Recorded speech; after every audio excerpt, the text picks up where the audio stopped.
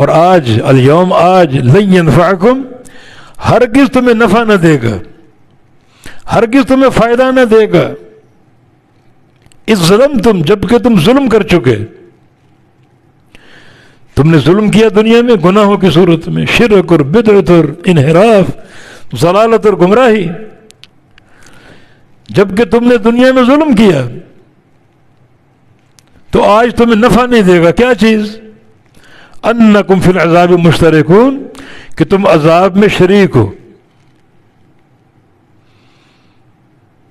یہ جو شراکت ہے تمہاری دونوں کی، قرین کی اور تمہاری، یہ شراکت تمہیں نفع نہیں دے گی اللہ کے عذاب سے۔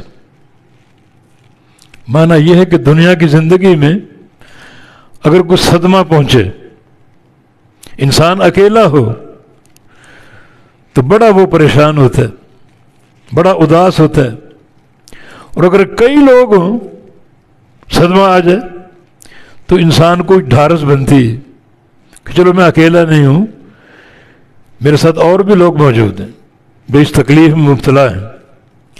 قیامت کے دن تمہارے قرین جہنم میں جمع ہوں گے، اور جمع ہونے کی صورت میں کوئی ڈھارس نہیں ہوگی، کوئی تسلی نہیں ہوگی، اللہ کا اتنا شدید عذاب ہے تمہیں ہوش تک نہیں ہوگی کہ ساتھ کون ہے۔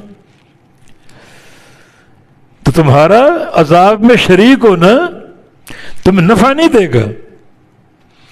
دنیا میں نفع ہو سکتا ہے، انسان اکیلا ہو، صدمے سے دوچار ہو تو اس کو پریشانی زیادہ ہوتی، لیکن اگر صدمہ ہو اور کئی لوگوں پر آئے، 10 20 50 لوگ جمع ہوں، تو پھر تسلی ہوتی ہے کہ میں اکیلا نہیں ہوں، میرے ساتھ کئی ایک اس صدمے میں شریک ہیں۔ مگر قیامت کے دن جہنم میں تم ہوں گے، تمہارے قرین ہوں گے، اور تم عذاب میں آپس میں شریک ہوگے، اور یہ شریک ہونا تمہیں نفع نہیں دے گا، کیونکہ اتنا بھیانک عذاب، اتنا شدید عذاب کہ تمہیں قرین کی ہوش تک نہیں ہوگی۔ تسلی کس چیز کی؟ ڈھارس کس چیز کی؟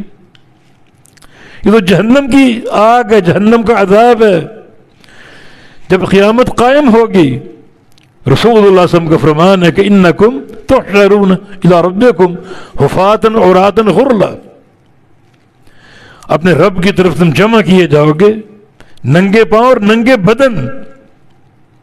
یہ حدیث سیدہ عائشہ صدیقہ نے سنی رضی اللہ عنہا، ام المومنین نے عرض کیا کہ اذن ینظر بعضهم بعضا، اگر سارے ننگے بدن آئیں گے، مرد بھی عورتیں بھی، تو لوگ ایک دوسرے کو دیکھیں گے، مرد عورتوں کو دیکھیں گے، عورتیں مردوں کو دیکھیں گی۔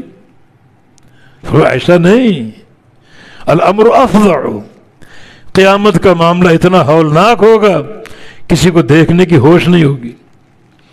یہ تو قبل العذاب کی صورت حال، جب عذاب میں جھونک دیے جائیں گے تو کون سی تسلی، کون سی ڈھارس؟ تمہارا عذاب میں شریک ہونا تمہیں نفع نہیں دے گا۔